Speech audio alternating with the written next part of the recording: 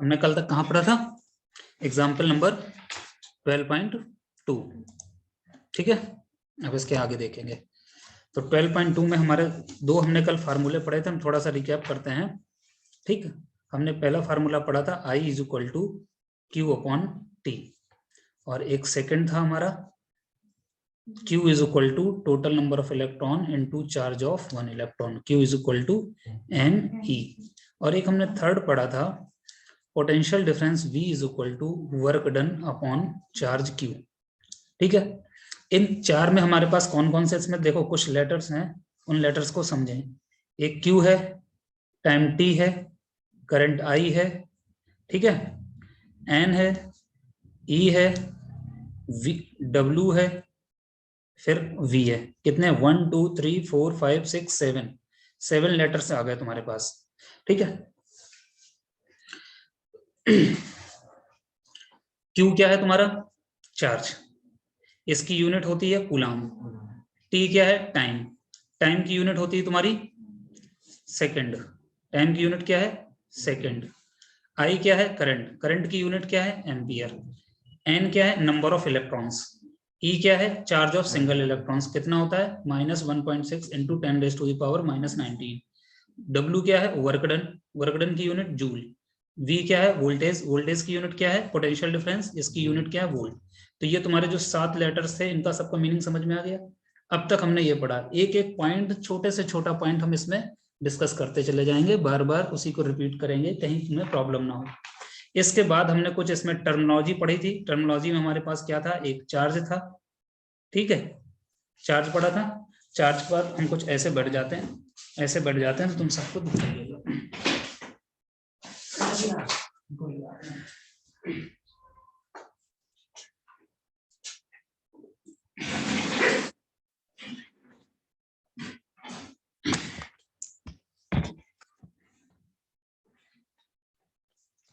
देखते हैं सब, ठीक है। अच्छा, थोड़ा सा और ऐसे, तो यहाँ पे हो गया चार्ज। अब हमने चार्ज के बाद एक और उसमें पढ़ा था इलेक्ट्रिक करंट, इनकी कुछ डेफिनेशन थी। फिर एक सर्किट पढ़ा था, ठीक है, एक सर्किट था। उसके बाद इलेक्ट्रिक सर्किट हो गया था ना। और हमारे पास और कौन सा टर्म था? एक स्विच, स्विच था। स्विच क्या होता है? On off device, control the electric circuit, ठीक है, ऑन एंड ऑफ करने के काम में था। और फिर एक इलेक्ट्रिक सर्किट तो हो ही गया, और तो कुछ नहीं बचा। पोटेंशियल डिफरेंस पढ़ा था, ठीक है, पोटेंशियल डिफरेंस। ये सारे हमने कल, इतनी चीजें हमने कवर कर ली थी। अब हम इसके आगे चलते हैं, ठीक है, ठीक। Next, circuit diagram. अब हम पढ़ते हैं circuit diagram, electrical circuit diagram. कौन सा? Electrical circuit diagram, electrical circuit diagram. क्या कह रहा है इसमें? 12.3, we know that an electric circuit as shown in figure 12.1, जो हमने सबसे पहले देखा था। इलेक्ट्रिक सर्किट में क्या था तुम्हारे पास? एक बैटरी थी, फिर लोड लगा था बल्ब, फिर अमीटर लगा था for measuring the electric current, फिर उसके बाद एक स्विच लगा हुआ था। ये चार मोस्ट इंपोर्टेंट पॉइंट थे, चार मोस्ट इंपोर्टेंट पॉइंट थे। तो ये हमने कल पढ़ लिए थे, ठीक है। अब हम देखते हैं सर्किट डायग्राम। सर्किट डायग्राम में क्या है कि we know that electric circuit as shown in figure 12.1 comprises cell, एक सेल लगा हुआ था, group of cell is called battery, a plug की and electrical components and connecting wires. ये चार सारी चीजें हमने पढ़ी थी बेसिक इलेक्ट्रिक सर्किट में। हम अगर बनाना चाहें तो ऐसे बना सकते हैं। ये बैटरी थी, ठीक है, और इसके ऊपर एक लगा था बल्ब, लोड, लोड के बाद एक यहाँ पे लगा था अमीटर, चाहे यहाँ लगा दो चाहे कहीं कनेक्ट कर दो। यहाँ लगा था तुम्हारा प्लग की, this is the basic, plus minus, ammeter का प्लस माइनस की, और इसमें लगाने की कोई जरूरत नहीं बल्ब और इसमें। तो ये तुम्हारा क्या था? बल्ब एज ए लोड, ये ammeter for measuring the current. Suppose if you want to measure the voltage across the circuit, तो यहाँ पे हम क्या लगा देंगे? पोटेंशियल वोल्ट मीटर, ठीक है। ये मीजर क्या करेगा? पैरेलल में। ये अमीटर हम कैसा कनेक्ट करते हैं? सीरीज। अमीटर कैसा कनेक्ट करते हैं हम? सीरीज में, ठीक है।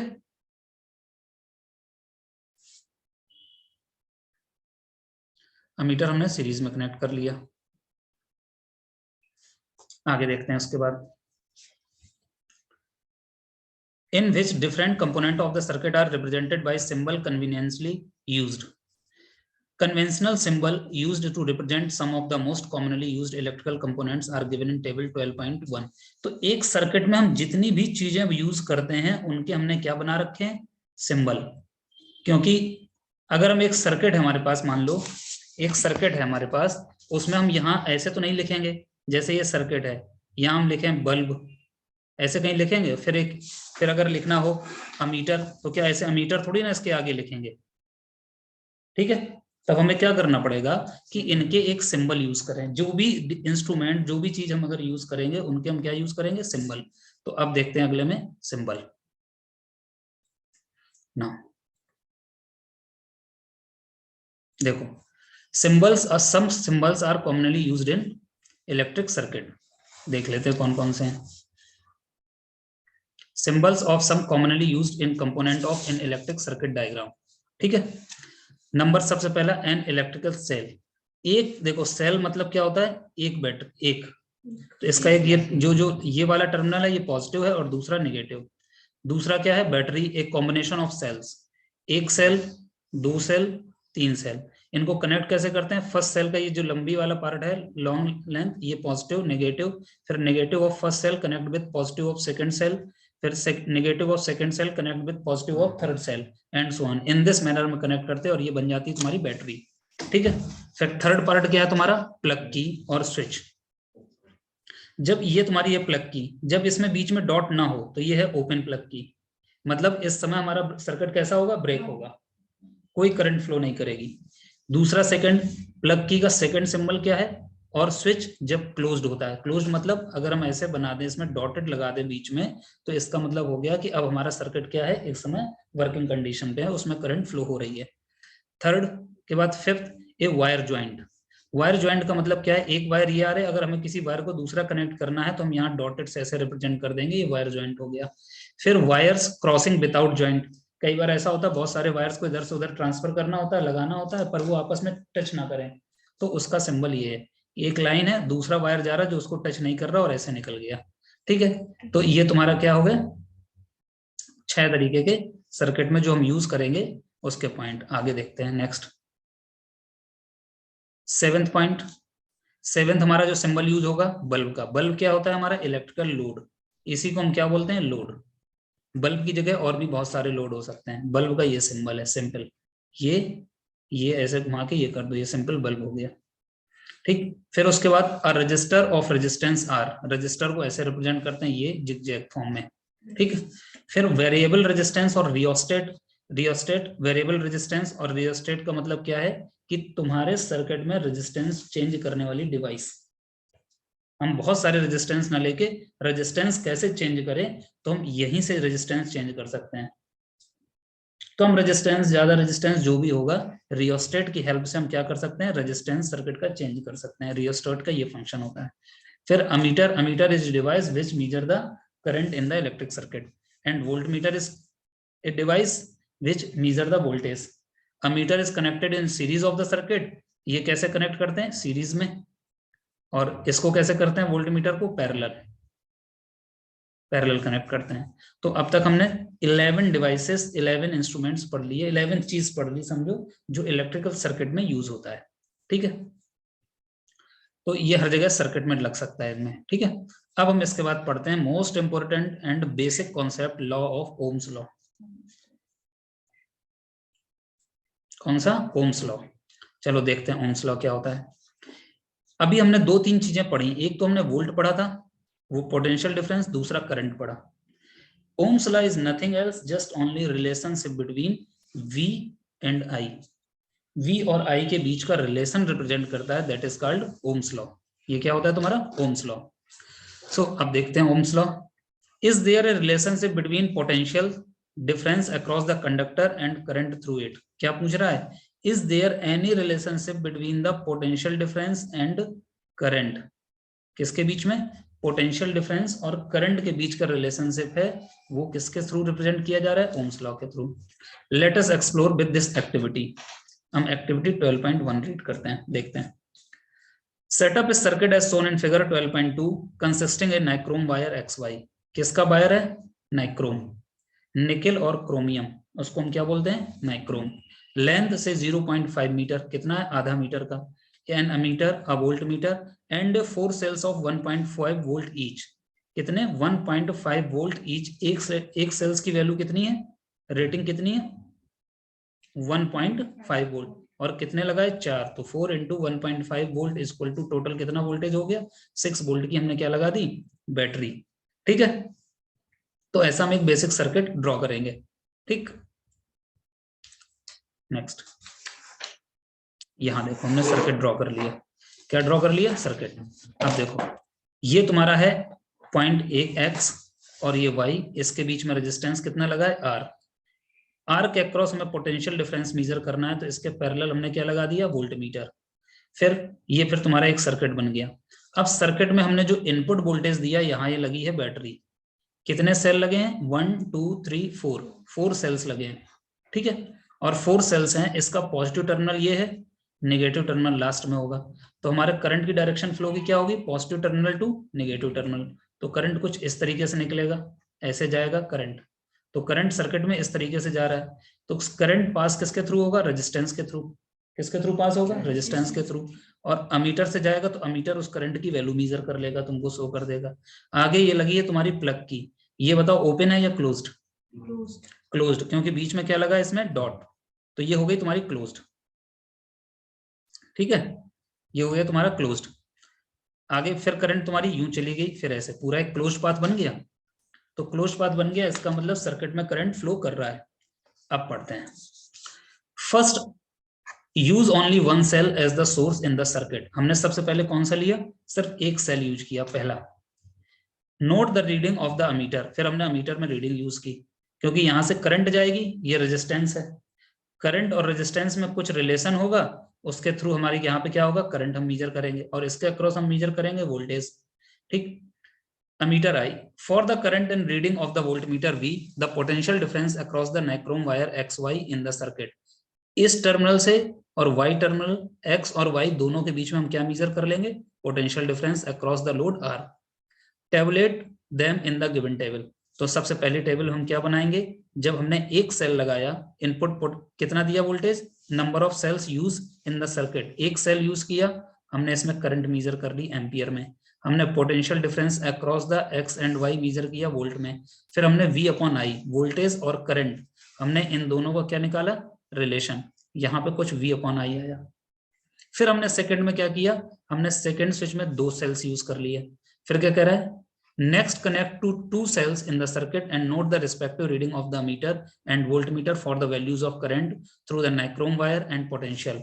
Difference across the nichrome wire, फिर हमने क्या निकाला? Difference across the nichrome wire. Repeat the above steps using 3 cells and then 4 cells in the circuit separately. Calculate the ratio of V to I for each pair of the potential difference V and I. Each pair of potential difference V and I का मतलब क्या है? ये देख लेते हैं। देखो ये ऐसे होगा। हमने पहला 1 सेल यूज किया, हमारे अमीटर ने कुछ रीडिंग बताई। पोटेंशियल डिफरेंस ने एक्स वाई टर्मिनल के अक्रॉस कुछ रीडिंग आ गई, इस टर्मिनल के अक्रॉस कुछ रीडिंग यहाँ पे आ गई। हमने V अपॉन I निकाला फर्स्ट सेल के लिए। Then we use 2 cells in a circuit. तो हमारा पोटेंशियल, हमारी इनपुट वोल्टेज कितना हो गया? 1.5 इंटू 2, 3 वोल्ट हो गया पोटेंशियल डिफरेंस। पोटेंशियल बढ़ गया, इनपुट वोल्टेज हमारा बढ़ गया ना बैटरी के थ्रू, तो हमारी कुछ करंट और मिलेगी। पोटेंशियल डिफरेंस अक्रॉस किसके? नाइक्रोम वायर, उसके अक्रॉस एक्स वाई के अक्रॉस हमें पोटेंशियल डिफरेंस कुछ मिल जाएगी। फिर हमने फिर रेशो निकाला, V अपॉन I निकाला। फिर हमने 3 सेल्स यूज किए। नाउ इनपुट वोल्टेज कितना हो गया? 4.5। 1.45 इंटू 3 करेंगे तो 4.5 आ गया। वहां तब हमने करंट निकाली, फिर हमने पोटेंशियल निकाला, और फिर V अपॉन I का रेशो निकाला थर्ड में। Then we use 4 cell. Now full swing, मतलब अब हमारा पोटेंशियल V इनपुट वोल्टेज कितना हो गया? 6 वोल्ट, क्योंकि 4 सेल्स है ना। 1.5 इंटू 3, तो टोटल कितना हो जाएगा? तब हमने करंट मेजर किया मीटर के थ्रू, कितना करंट जा रहा है, पोटेंशियल डिफरेंस कितना है अक्रॉस नाइक्रोम वायर, और फिर हमने V अपॉन I निकाला। तो हमारे पास 4 रिलेशन मिल गए, मिले 4 इनपुट वोल्टेज पे हमें 4 रिलेशन हमने फाइंड आउट कर लिए। फिर हमसे कह रहा है plot the graph between V and I। अब हमने क्या किया, v और i के बीच में ग्राफ प्लॉट किया, observe the nature of graph. फिर हमने कोशिश किया कि हमारा ग्राफ का नेचर कैसा है, लीनियर है, एक्सपोनेंशियल है, किस तरीके का ग्राफ बन रहा है, डाउनवर्ड, अपवर्ड, क्या पैराबोला, क्या बन रहा है, ये सब अभी हम देखेंगे कैसा बन रहा है। चलो अब हम उसकी तरफ चलते हैं। इस एक्टिविटी में कोई प्रॉब्लम? सिंपल था, इनपुट वोल्टेज रखे, हमको आउटपुट मिलता चला गया। आगे देखो, इन दिस एक्टिविटी क्या कह रहा है, इन this activity you will find the approximate the same value of v and i। Her case में तुम्हें क्या मिल रहा है, इनपुट वोल्टेज सेम मिल रहा है, ठीक है। In this activity, you will find the approximately the same value for v upon i is obtained। जो भी हम रेशो निकाल रहे थे v upon i का, फोर्थ पॉइंट पे लास्ट में था ना, वो सब केस में हमें क्या मिल रहा था, सेम मिल रहा था। Thus vi graph is a straight line. कैसा ग्राफ मिला, straight line. That passes through the origin of the graph। जब इनपुट वोल्टेज, इनपुट करंट हमारा कितना है, या इनपुट वोल्टेज हमने कितना दिया, 0, ठीक है, तब हमारे करंट और पोटेंशियल डिफरेंस क्या होगा, 0। और फिर जैसे जैसे हम इनपुट वोल्टेज बढ़ाते चले गए, हमको करंट भी चेंज मिलती चली गई, उसके रिस्पेक्ट में हमको पोटेंशियल डिफरेंस भी चेंज मिलता चला गया। 0.1 एम्पियर करंट थी, 0.4 पोटेंशियल मिला। जब करंट 0.2 एम्पियर थी, हमको पोटेंशियल कुछ यहाँ पे मिल गया। फिर जब करंट ये थी 0.3, तब पोटेंशियल 0.8 हमको मेजर किया। फिर जब करंट 0.4, वेरी स्मॉल करंट, क्योंकि इनपुट वोल्टेज बहुत कम है तो करंट भी बहुत कम होगी, हमको इनपुट वोल्टेज इस पे कुछ ये वैल्यू मिली, एंड सो ऑन। फिर जो ये वैल्यू मिल रही है, इन सब वैल्यू को हमने क्या कर दिया, ज्वाइन कर दिया, तो हमको क्या मिल गया, एक स्ट्रेट लाइन कर्व। अब हमने देखा कि जब इनपुट वोल्टेज और इनपुट करंट और पोटेंशियल डिफरेंस, जो दोनों के बीच में रिलेशन था, तो स्ट्रेट लाइन मिल रही है। इसका मतलब कहने का सीधी सी बात है कि v और i के में जो रिलेशन है वो डायरेक्टली प्रोपोर्शनल होगा। देखो स्ट्रेट लाइन में कैसा रिलेशन होता है, जैसे हमने देखा कि एक हमारे पास इक्वेशन लिखी है ax प्लस या ax इक्वल टू y, या कुछ भी इक्वेशन लिखी है, समझो x इक्वल टू क्या है, y। सीधी सी बात, तुम x की वैल्यू बढ़ाओ, उसी के रिस्पेक्ट में y बढ़ेगी। अगर x 1 है तो y क्या हो गया, 1। तो हमें पहला ऑर्डर पेयर क्या मिल जाएगा, 1,1। x 2 रख दो तो y हमें 2 मिल गया। ये भी तो एक इक्वेशन ही है, x इक्वल टू y। तो जैसे जैसे, इसका मतलब क्या है, x इंक्रीज कर रहा है, as we increase the value of x then y should also increase। तो हमारे पास क्या हो गया, x और y के बीच में कैसा रिलेशन है, डायरेक्टली प्रोपोर्शनल। तो इसी तरीके को अगर हम समझने की कोशिश करें, तो v और i के बीच में, वोल्टेज और करंट के बीच में, that means potential difference and current के बीच में क्या रिलेशन होता है, v is directly proportional to i। This is called the Ohm's law. इसी को हमने क्या नाम दिया गया, ओम्स लॉ। तो अब हम देखते हैं, in this activity we find the approximate the same value of v and i is obtained in each case। Thus vi graph is a straight line that passes through the origin of the graph। कहां से पास हो रहा है, origin of the graph, as shown in figure 12.3। Thus v upon i is a constant ratio। कैसा है, v upon i is equal to constant। ठीक, अब इसको ऐसे भी हम लिख सकते हैं, v is directly proportional to r है, i है, सो v is equal to, इस प्रोपोर्शनलिटी कांस्टेंट को हटाने के लिए हमने क्या यूज कर लिया, एक टर्म r। तो v इज इक्वल टू क्या हो गया, आर आई हो गया। तो v upon I is equal to कितना बचेगा, r। तो v upon I is equal to क्या हो गया, कांस्टेंट r। ठीक है, इसी r को हम क्या बोलते हैं, रेजिस्टेंस ऑफ द सर्किट। ठीक, इसको हम क्या बोलते हैं, रेजिस्टेंस ऑफ द सर्किट। तो in 1827 a German physicist George Simon Ohm 1787 to 1854 found the relationship between the current and I following in a metallic wire and the potential difference across its terminal। He stated that, क्या इन्होंने statement दिया, he stated that the electric current flowing through a metallic wire is directly proportional to the potential difference।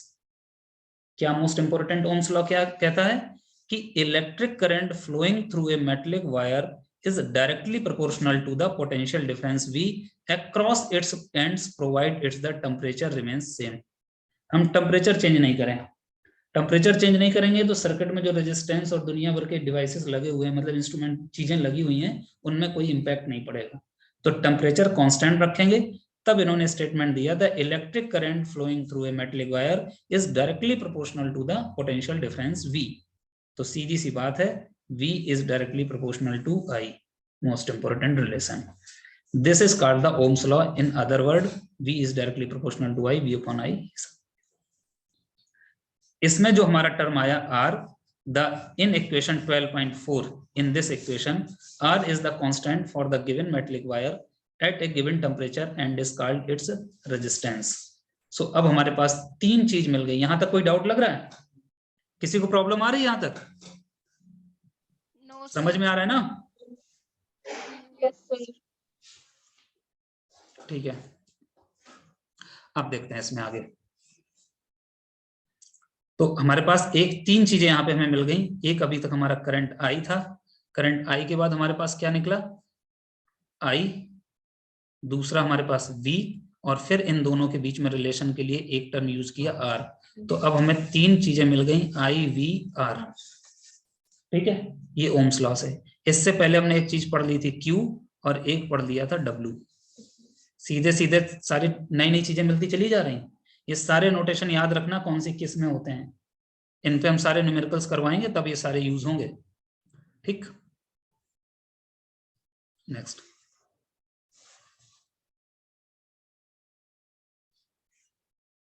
आगे देखते हैं इसमें। The SI unit is ohm. SI unit किसका? Resistance का। Resistance की यूनिट क्या है? ओम। OHM क्या है? Ohm. And the symbol is this in this manner, ये इसका सिंबल हो गया।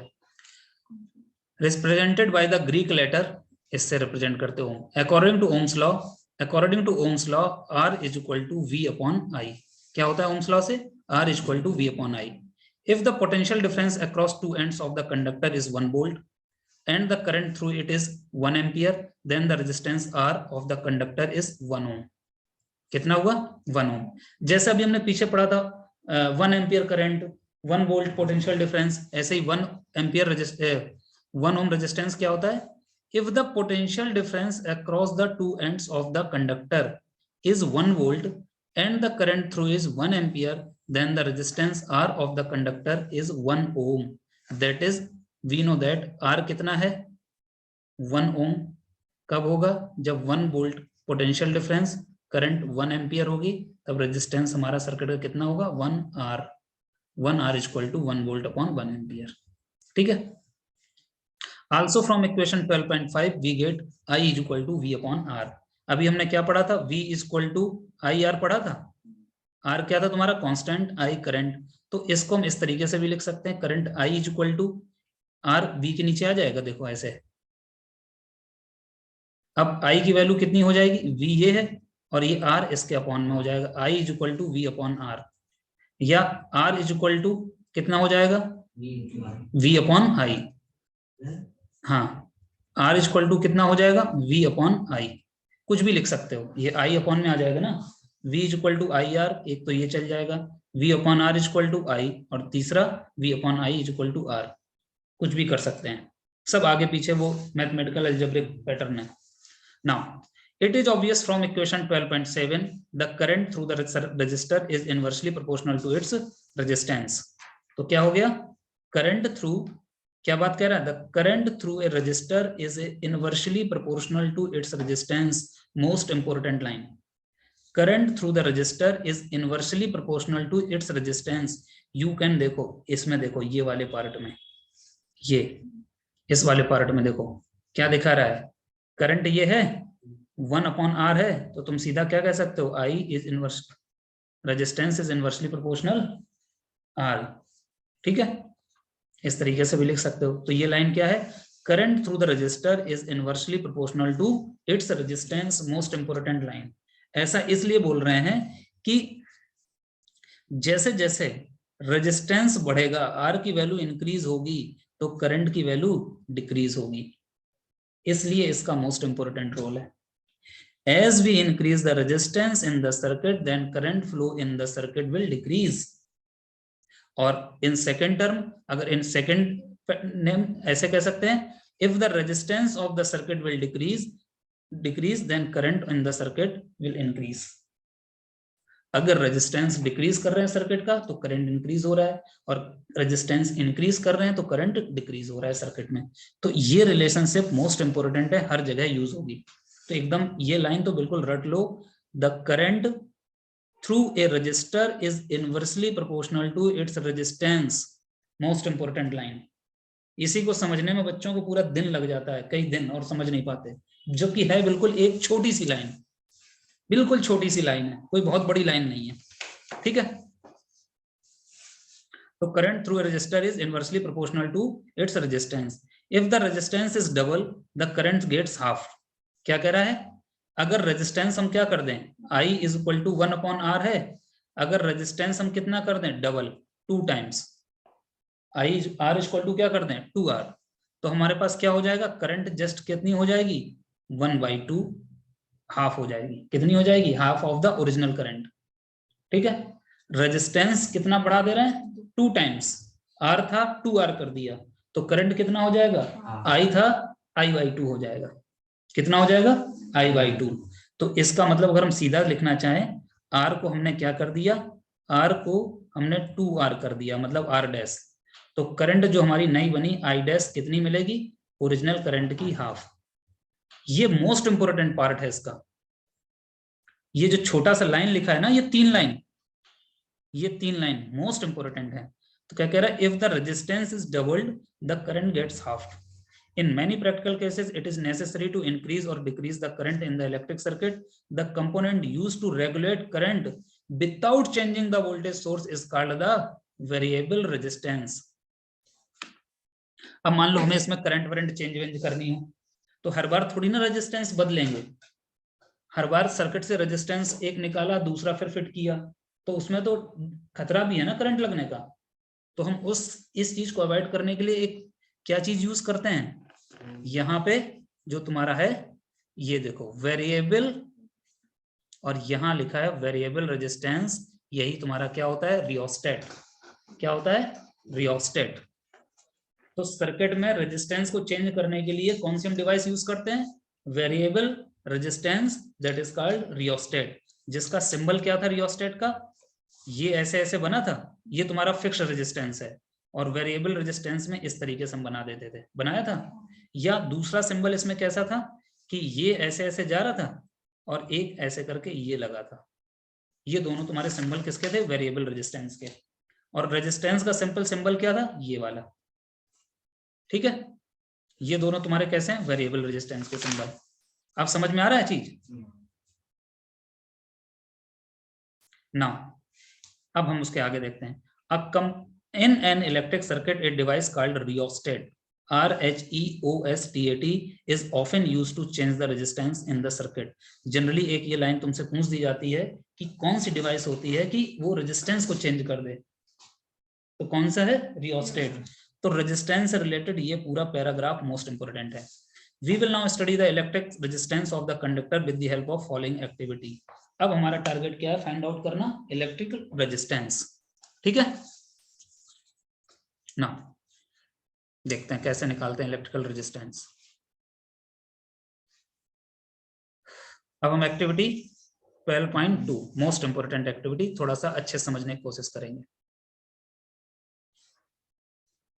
देखो, टेक ए नाइक्रोम वायर, हमने क्या ले लिया, nichrome wire, a torch bulb, a 10 watt bulb and ammeter 0.50 से 5 एम्पियर रेटिंग का, ए प्लग की एंड सम कनेक्टिंग वायर। ये बहुत इतना ही यूज करते हैं जनरली हाउस होल्ड में, 0 से 5 एम्पियर रेटिंग का करंट अमीटर सफिशिएंट है, ठीक है। Setup the circuit by connecting a 4 dry cells 1.5 volt each in series with the ammeter leaving in the gap of XY, ठीक है, in the circuit as shown in figure. इस nichrome wire को हम कहाँ रखेंगे, यहां रखेंगे, ठीक है, इसको यहां रखेंगे इस तरीके से। Complete the circuit by connecting the nichrome wire in the gap XY, in the gap XY। Plug key, note down the ammeter reading, फिर हमने क्या रीडिंग किया, नोट की अमीटर की रीडिंग।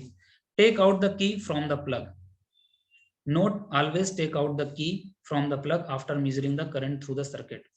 ऐसा क्यों करते हैं, की निकाल के रख देंगे जब हम सर्किट एक बार मेजर कर लें, फिर ये की। इसका कारण ये है कि हमारा सर्किट क्या हो जाएगा, ओपन, तो सर्किट की जो बैटरी है बहुत जल्दी खत्म नहीं होगी। अगर सर्किट क्लोज्ड बना रहा तो बैटरी लॉस होती रहेगी। ठीक है ना, इसके आगे देखते हैं। Replace the nichrome wire with the torch bulb in the circuit and find the current through it measuring reading the ammeter.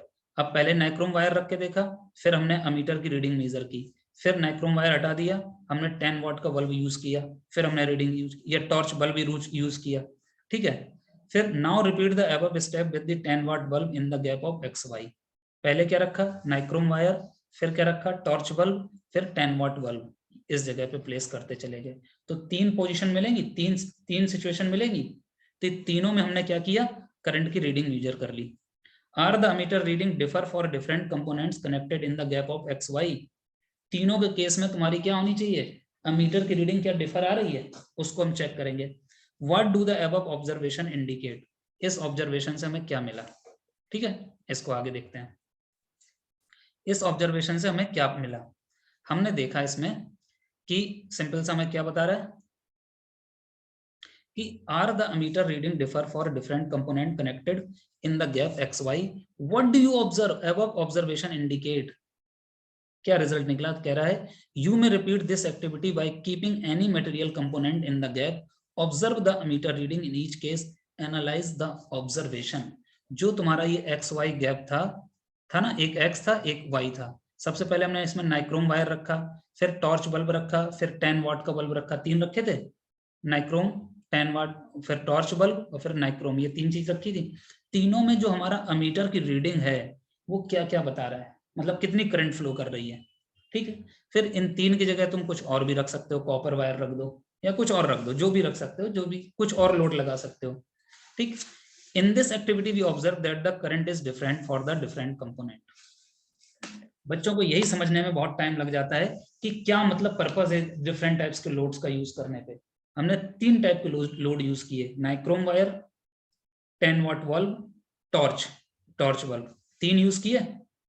3 से हमने देखा कि तीनों के केस में हमारी जो करंट की रीडिंग थी आई हमें तीनों के केस में डिफरेंट मिल रही थी, डिफरेंट।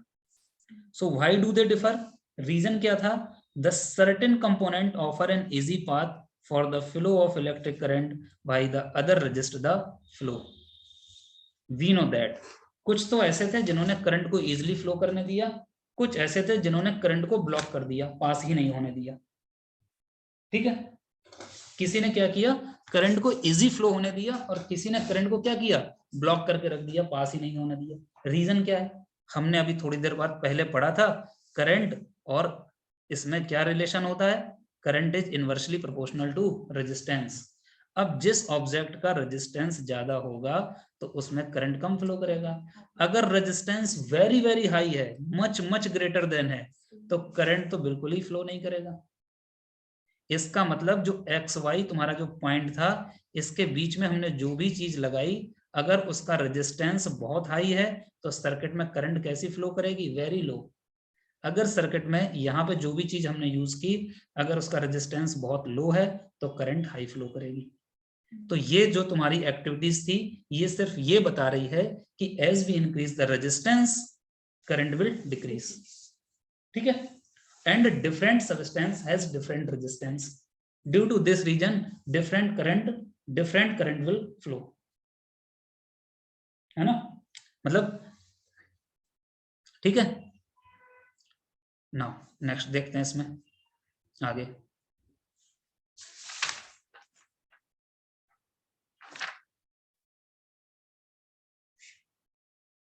तो इसमें दे रहा है that, क्या बताया गया इसमें, that the motion of electrons in the electric circuit constitutes an electric current। किसका मोशन, इलेक्ट्रॉन्स का मोशन क्या प्रेजेंट करता है, constituents of electric current। The electron however are not completely free to move within a conductor, they are restrained by the attraction of the some atoms among the which they move, thus motion of electrons through a conductor is retarded by its resistance। इससे retarded by its resistance। A component of a given size that offers a low resistance is a good conductor। A conductor is having some appreciable resistance is called a resistor। a component of identical size that offer higher resistance is a poor conductor and insulate of the same size offers the even higher resistance।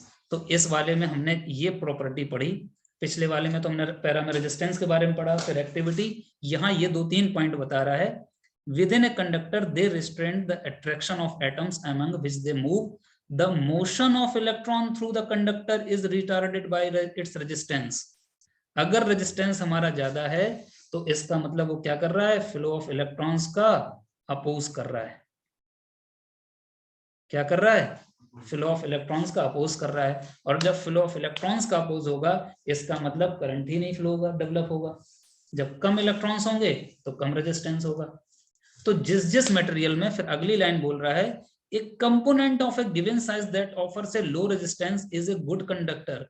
वो component, कौन सा component, जो हमने x Y के through लगाया था, अगर वो क्या ऑफर कर रहा है, वेरी लो रेजिस्टेंस। अगर लो रेजिस्टेंस ऑफर कर रहा है कोई भी कंपोनेंट, तो इसका मतलब वो वाला कंपोनेंट क्या होगा हमारा दोस्तों, गुड कंडक्टर। क्या होगा, गुड कंडक्टर। तो कंडक्टर क्या होता है, जिसका रेजिस्टेंस वेरी लो। और हम कोशिश कर रहे हैं कि हमारा कंडक्टर का रेजिस्टेंस क्या हो, बहुत लो हो, ताकि ज्यादा से ज्यादा करंट फ्लो हो सके। और फिर कह रहा है, एक component of identical size that offer a higher resistance is a poor conductor. और वही कंपोनेंट जो क्या करे, हमें हाई रेजिस्टेंस प्रोवाइड करे। क्या हाई रेजिस्टेंस प्रोवाइड करे तो उसमें करंट क्या हो जाएगा, वेरी लो। तो अब हम आगे पढ़ेंगे कौन से गुड कंडक्टर्स होते हैं और कौन से इंसुलेटर होते हैं। और जो हाई रेजिस्टेंस प्रोवाइड करवाते हैं दैट इज कॉल्ड इंसुलेटर, और जो लो रेजिस्टेंस प्रोवाइड करवाते हैं दैट इज कॉल्ड कंडक्टर। तो ये टॉपिक हम आगे पढ़ेंगे, ठीक है, समझ में आया। तो इसका मतलब यहाँ पे अभी हमने एक और इम्पोर्टेंट चीज पढ़ी, आई और आर के बीच में कैसा रिलेशन होता है। क्या होता है, अगर रेजिस्टेंस ज्यादा होगा तो करंट कम होगी, और रेजिस्टेंस अगर लो होगा तो करंट हमारी ज्यादा होगी, ठीक है। तो आई और आर के बीच में पढ़ लिया। एक हमने इसमें ओम्स लॉ पढ़ा। ओम्स लॉ तुम्हारा क्या था, V is directly proportional to current flowing through the circuit। And दूसरी बात क्या कह रहा है, V is equal to R into I। R क्या है, रेजिस्टेंस, दैट इज, यही कांस्टेंट है, इसी कांस्टेंट को हमने क्या बोला, रेजिस्टेंस, ठीक है। इसी कांस्टेंट को हमने क्या बोला, रेजिस्टेंस। तो अब तक हमने जो चीज क्लियर रीड कर ली, तो हमने जो फार्मूले मिले हमको, एक था पहली I is equal to Q upon T, दूसरा इसी में Q is equal to N into E, फिर potential difference V is equal to work done upon charge, ठीक है, यहां तक ये पढ़ा। फिर एक रिलेशन हमारा आ गया, V is directly proportional to I, इसी को हम बोलते हैं ओम्स लॉ, ओम्स लॉ। और इसको हम बोलते हैं पोटेंशियल डिफरेंस से रिलेटेड फार्मूला, और इसको हम बोलते हैं करंट से रिलेटेड फार्मूला, और इसको हम बोलते हैं चार्ज से रिलेटेड फार्मूला। फिर इसी में हमने बोला V is equal to R into I, ये तुम्हारा R हो गया रेजिस्टेंस, और अगर हम लिखना चाहें तो R इज इक्वल टू क्या होता है, V अपॉन I, ठीक है। यहां पे क्या कह रहा है, as we increase the value of current, तो ओवरऑल रिजल्ट हमारा क्या हो जाएगा, डिक्रीज, मतलब रेजिस्टेंस डिक्रीज हो रहा है, ठीक है। तो ये हमने कुछ इसमें अभी तक के फार्मूले पढ़ लिए। एक बार इनकी यूनिट देख लेते हैं। करंट की हमारी यूनिट क्या होती है, करंट की यूनिट होती है एम्पियर, चार्ज की यूनिट होती है कूलाम, पोटेंशियल डिफरेंस की यूनिट होती है V, और यहाँ पे जो हमारा वर्क डन है, वर्क डन की यूनिट होती है जूल, और फिर यहाँ चार्ज आ गया, फिर ये आ गया, अच्छा एक और आ गया रेजिस्टेंस, रेजिस्टेंस की यूनिट होती ओम, सिंबल होता है ये, ठीक है। सब चीज का बार बार रिपीट कर दे रहे हैं, कोई डाउट तो नहीं लग रहा, सिंपल लग रहा है, ठीक है, इजी है ना बहुत। अब इसके बाद क्यों, यहाँ पे एक नया टर्म आ रहा है, factors on which resistance of a conductor depends. क्या कह रहा है, resistance of a conductor depend, ये अभी हम अगली स्लाइड में पढ़ेंगे, ठीक है। तो 12.1 से 12.4 तक के सारे टॉपिक क्लियर है ना, कोई डाउट, समझ में आ रहा है तुमको? Yes sir. सर इसमें Q is equal to N E में N क्या था? जैसे ये कंडक्टर है तुम्हारा, ये क्रॉस सेक्शनल एरिया है, इसमें नंबर ऑफ इलेक्ट्रॉन्स, अच्छा नंबर ऑफ इलेक्ट्रॉन्स, ठीक है। ओके तो टोटल हाँ चार्ज ठीक कितना हो जाता है, टोटल चार्ज कितना हो जाएगा, Q is equal to N into E, ठीक है। ठीक है। ठीक।